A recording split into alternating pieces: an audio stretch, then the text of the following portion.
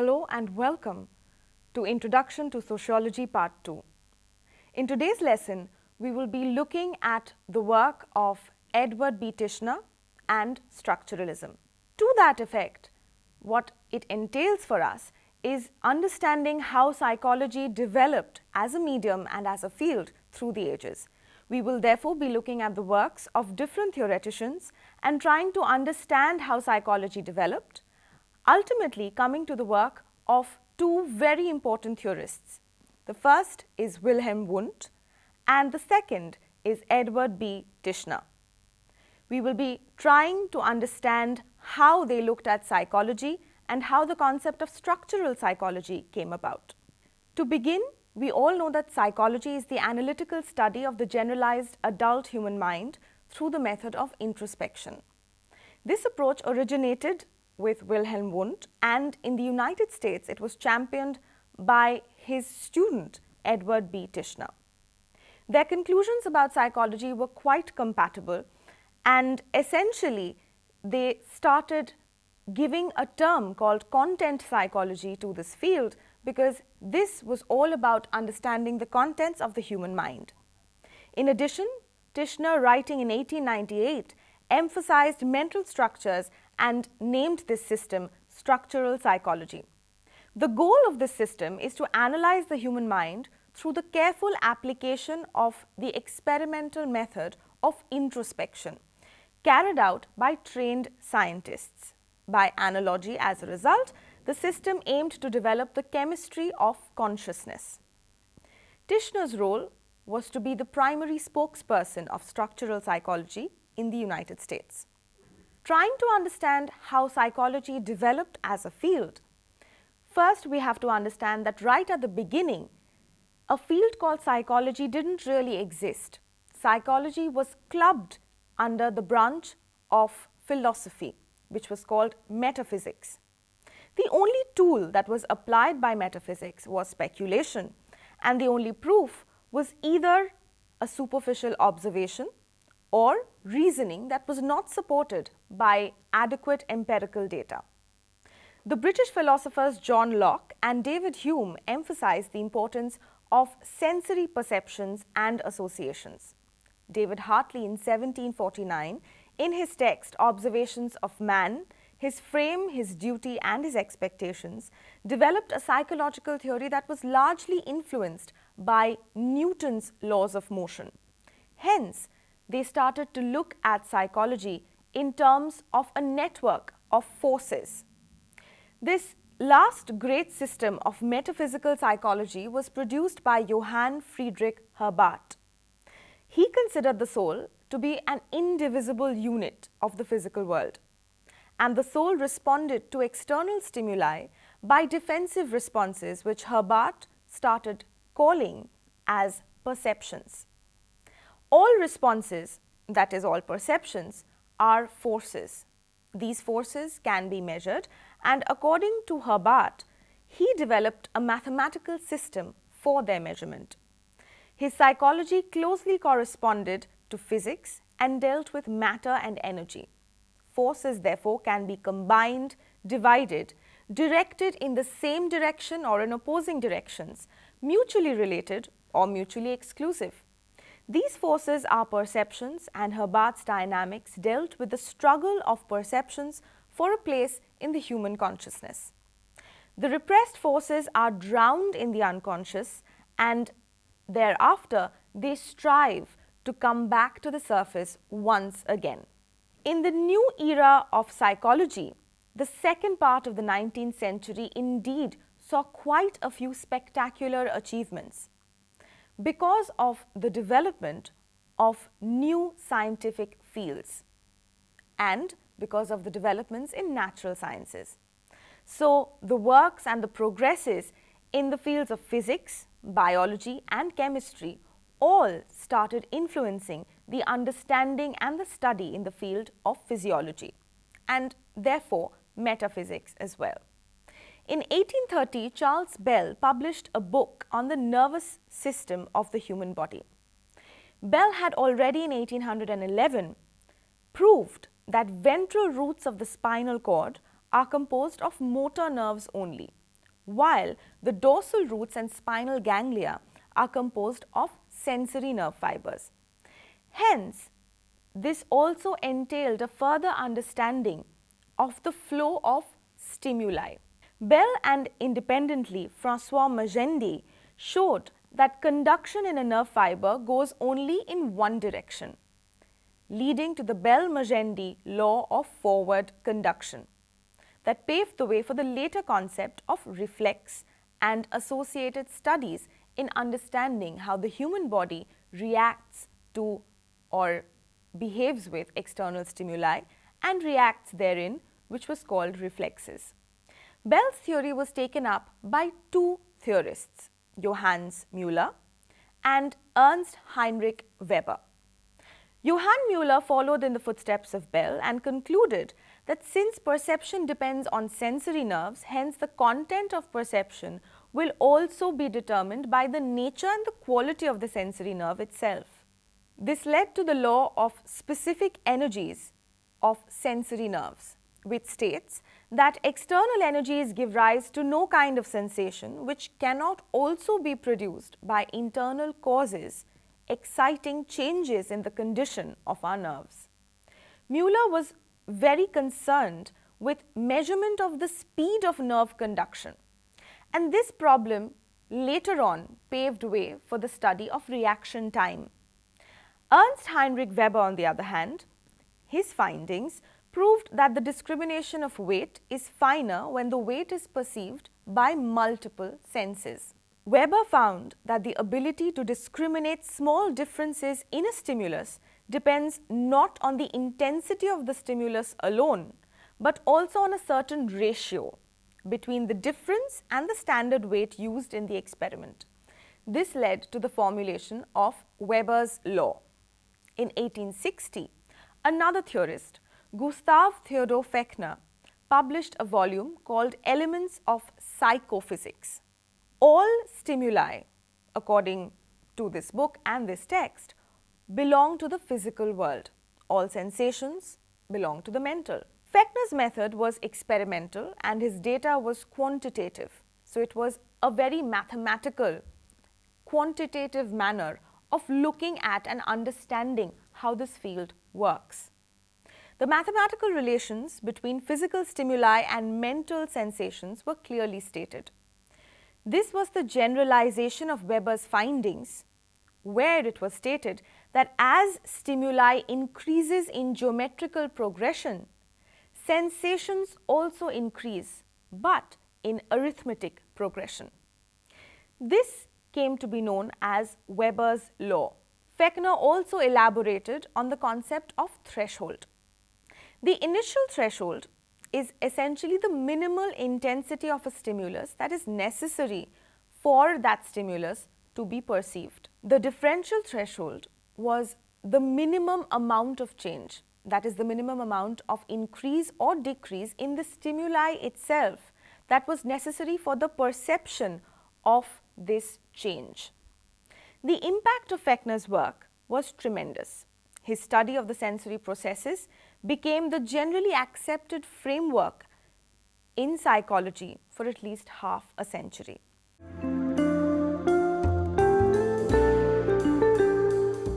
Now we will look at the work of Wilhelm Wundt and how he approached the concept of psychology from a strictly scientific standpoint. The first psychological laboratory was established in Leipzig in 1879, and Wilhelm Wundt was the person in charge because he was comfortable with the fields of philosophy, metaphysics and psychology. He suggested that psychology was a science based on experience, where the subject matter is the immediate experience that a person goes through. The method appropriate for psychological study must combine, according to Wundt, first, physiological type of experimentation, second, self-observation for the experiencing subject, and third, the analysis of cultural products of the human mind. He suggested combining introspection with experimentation because psychological experiment creates external conditions that look towards the production of a determinate mental process at a given moment. In the second place, it also makes the observer the master of the general situation, so far that the state of consciousness accompanying this process remains unchanged. In psychology, only those mental phenomena which are directly accessible to physical influences can be made the subject matter of an experiment. Wundt suggested three research methods in psychology: introspection, experiment, and interpretation of historical achievements. By combining these three, introspection, experiment, and interpretation, psychology could, according to Wilhelm Wundt, achieve its ultimate goal of covering the entire area of research. Mind is the conscious process that follows the laws of causation, and its elements are ideas, feelings, and impulses. Ideas come from the external standpoint, or they come from outside. Feelings and impulses come from within the organism itself. Ideas are composed of sensations that are divided according to their quality and their intensity. Sensations are controlled by afferent nerves, and the muscular movements following these sensations are controlled by efferent nerves. Association is therefore a connection between the afferent and the efferent nerves, or sensations and movements. Feeling is the mark of reaction of apperception upon sensory content. Feeling is therefore active and is pleasant or unpleasant, tense or relaxed, excited or depressed. Will is a feeling that leads to an overt action. Volition, on the other hand, represents the needs of the organism and its tendency to purposive behavior.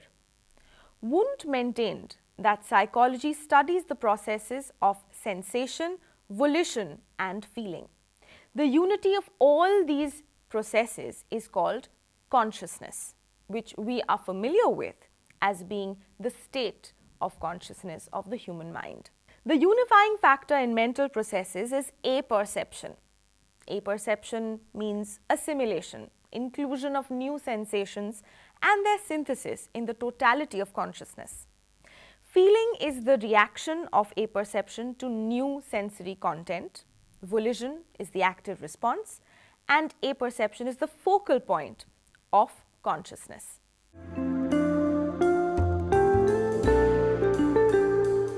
Coming to the work of Edward Bradford Titchener.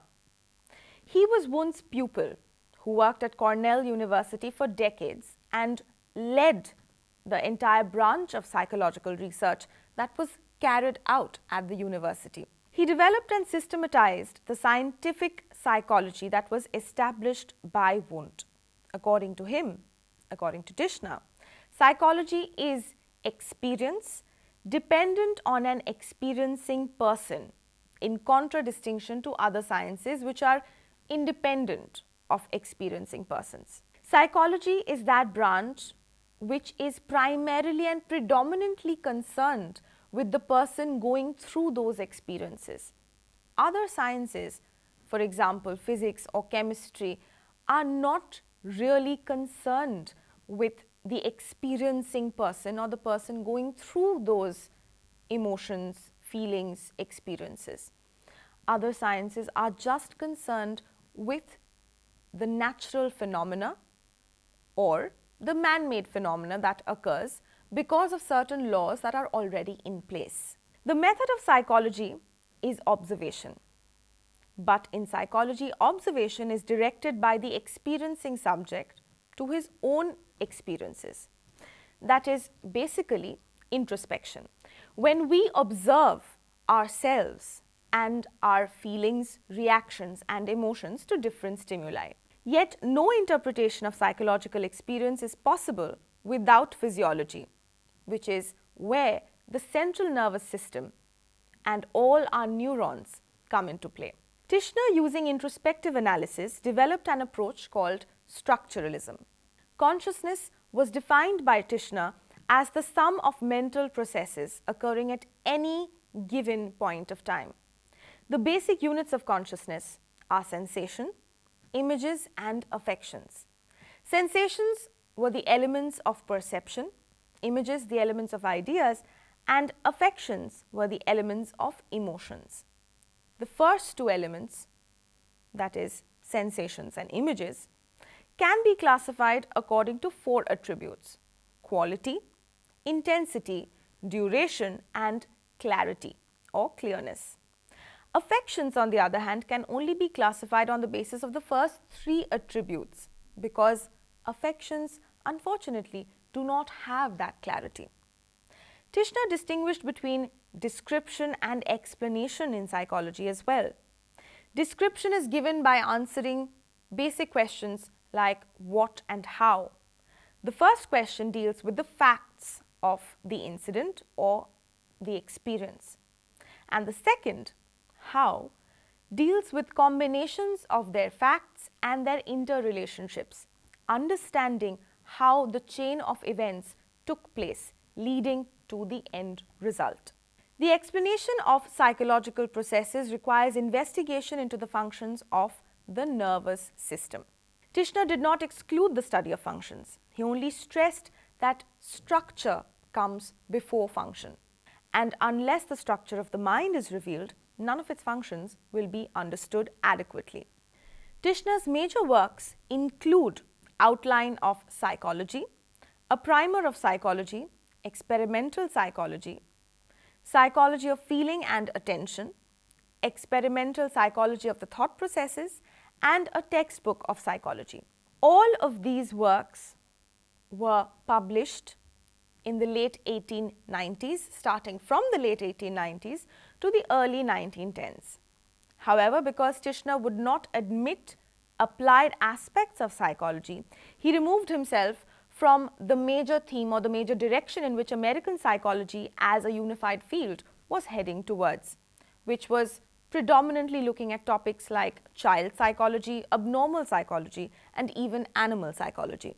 Tishner was solely concerned with experimental analysis of the normal adult human mind and not with individual differences.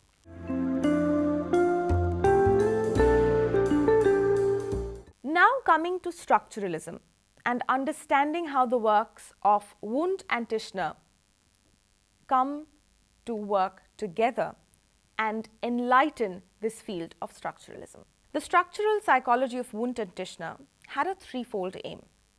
First, to describe the components of consciousness in terms of basic elements. The second, to describe the combinations of basic elements. And third, to explain the connections of the elements of consciousness to our nervous system. The experimental approach to psychology proposed to secure an appropriate analysis of mental contents. This was proposed all the more through the use of introspection. The credibility of structural psychology rested on the proper utilization of this tool of introspection, that is, the emphasis on immediate experience. Accordingly, introspection was considered valid only if it was done by particularly and exceptionally well-trained scientists and not by lay people. Introspection depends on the nature of consciousness observed, the purpose of the experiment, and the instructions that are given by the people conducting the experiment. The most common error that was made by untrained professionals or introspectionists was labeled as stimulus error, where describing the object observed rather than the conscious content was what was done.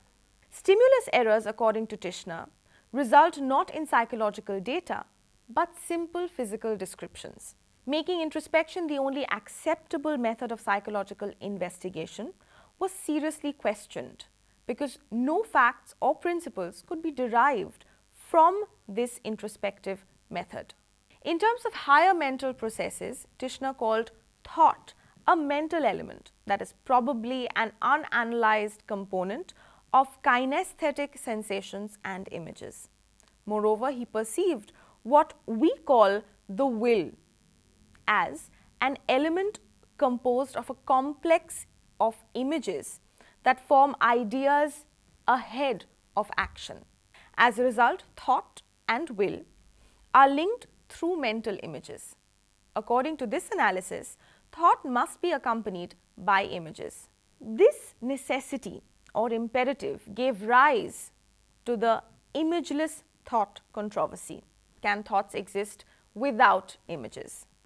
In which others, most notably Coulpe, Binet and Woodworth, argued the possibility of thought processes without discrete mental images. In the 1890s, Wundt developed a three-dimensional theory of feeling.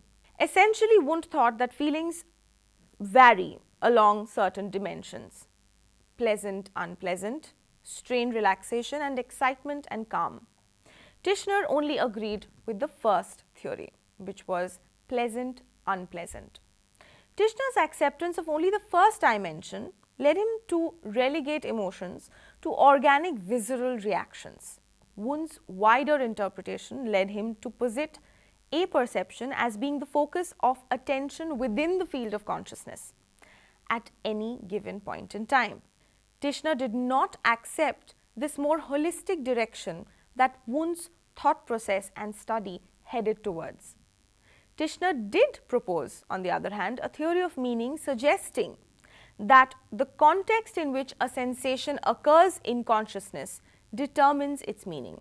Therefore, nuance and context was considered to be important from the point of view of consciousness and introspection. Thus, Tishner described the mind in terms of formal elements with attributes of their own, connected and combined by the mechanisms of association.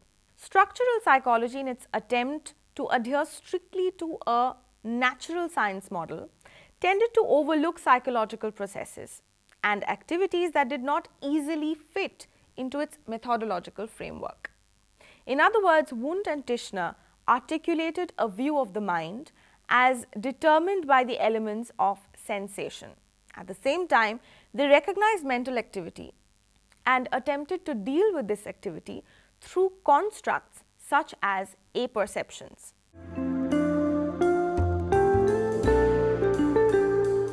Coming to a conclusion on the impact and the contribution of Wundt and Tishner to the field of structural psychology, we have to understand that for them, for Wundt and Tishner, the subject matter of psychology was the experience of the experiencing person, from where the entire idea of apperception, from where the entire idea of introspection comes into the picture. At best, introspective psychology was the psychology of certain types of individuals and of only those aspects of their mentality that were open to introspection. There was practically no way to prove the validity and reliability of introspective findings. Hence, introspection as a method or a tool did not lend itself well to the idea of empirical and quantitative research. The challenge to introspectionism in the United States, the mental measurement movement, gained momentum in army testing in 1917, in the Stanford revision of Binet's tests in 1916, and again in 1937 in several widely used mental scales. Mental measurements do not require introspection, yet higher mental faculties or functions are being measured in a manner that enables one to predict future behavior and achievements. The second challenge to introspectionist psychology came from animal psychology. Charles Darwin's study on the expression of emotions in man and animals, a text published in 1872, this was where Darwin ascribed to animals emotional reactions similar to human feelings and often used anthropomorphic expressions in talking about animals. This was interesting because this led to the introspectionists imposing on themselves the limitations of self-observed phenomena. The new psychology, as a result, was sometimes careless about detail and eager to apply unproved analogy, eager to experiment. It often oversimplified the issues under consideration. For instance, Loeb's concept of tropism was eagerly introduced into psychology, although it still remains doubtful whether a scientific law derived from the study of lower biological organisms can be true or be considered or be applied to the function of higher organisms. Another challenge to introspectionism came from psychiatric sources. Charcot, Libaud, Janet, and others have proved beyond doubt that people can love and hate, remember and desire without being aware of what is going on in their minds. Hence, behavior caused by unperceived emotions, unperceived triggers, were thus understood at that point of time, and they proved to be an objection to the entire idea of introspectionism. As a means of looking at the different solutions out of this impasse, there were essentially three ways. The first method of getting out of this impasse was initiated by functionalism. This opened new vistas for psychology to the study of totality of actions. In their effort to be rigorously scientific, they had to expel introspection and introduce objective observation as practiced in sciences like physics and chemistry. Outer experience, overt behavior, stimulus and response, action and reaction, these were the new areas of psychology. Another way was a physiological reductionism suggested by Pavlov and related systems. And a third was a highly mechanistic interpretation of human life based on conditioning and physiology suggested by Watson. The second solution out of this impasse was psychoanalysis and related systems. It was offered by Freud and his associates, while the behavioristic school broadened the horizon by including the totality of overt behavior, and the Coulter school included social and psychological and cultural factors. Psychoanalysis attacked the problem from the point of view of causation. Understanding what causes the problems becomes predominantly important in this approach to psychology. Psychoanalysis started from the irrational elements in human behavior, such as dreams and psychopathological symptoms, and developed into an all-embracing theory of human nature. It penetrated into the unknown and into what is not given in introspection. It penetrated into the unconscious and the layers of the human mind. The third solution was understanding Gestalt and topological psychologies. The third way out was indicated by followers of Immanuel Kant, W. Windelband, E. Husserl, and especially Wilhelm Dilthey. They attacked the Wundt-Tishner type of psychology from a standpoint that was diametrically opposite to that of behaviorism. Dilthey distinguished between humanities and natural sciences. The latter, natural sciences, applies to mathematics, and humanities applies to psychology. Dilthey felt that psychology should be the method of cultural sciences, as mathematics is the method of natural sciences. The three main sources of contemporary psychology thus became Pavlovianism, Freudianism, and Neo-Kantianism. Thus, I hope this gives a good understanding of how Wilhelm Wundt and Edward Bradford Tishner contributed to and came up and forwarded the field of structural psychology, by also looking at how tools like introspection helped in understanding how the human mind worked at that point of time.